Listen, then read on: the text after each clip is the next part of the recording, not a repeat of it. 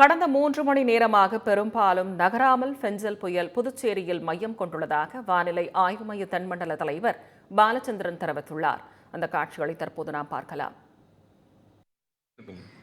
பெஞ்சாங் புயல் புதுச்சேரிக்கு அருகில் நேற்று மாலை 5:30 மணி அளவில் கரையை கடக்க துவங்கி நேற்று இரவு 10:30 மணிக்கும் 11:30 மணிக்கும் இடைப்பட்ட நேரத்தில் கரையை கடந்துள்ளது.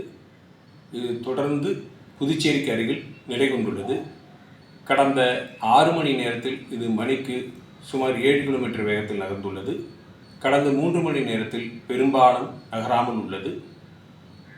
தற்போதைய நிலவரப்படி இது தொடர்ந்து மேற்கு திசையில் மெதுவாக நகர்ந்து அடுத்து வரும் 3 மணி நேரத்தில் ஆழ்ந்த காற்றழுத்த மண்டலமாக வலு குறையக்கூடும்.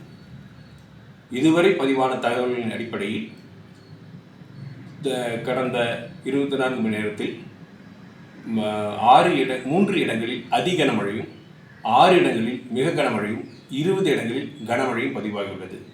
அதிகபட்சமாக விழுப்புரம் மாவட்டம் மயிலத்தில் 50 சென்டிமீட்டர் மழை பதிவாகியுள்ளது. புதுச்சேரியில் 46 சென்டிமீட்டர் மழை பதிவாகியுள்ளது. இதுவரை பதிவான மழையின் அளவை தரவுகளின் அடிப்படையில் பொறுத்தவரையில் அதிகபட்ச மழையாகும்.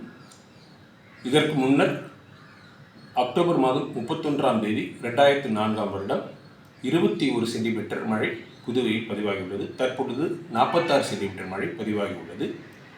வானிலை எச்சரிக்கையை பொறுத்தவரை ஏற்கனவே கொடுக்கப்பட்ட எச்சரிக்கைகள் தொடர்கின்றது. தொடர்ந்து கண்காணித்து தெரிவிக்கப்படும்.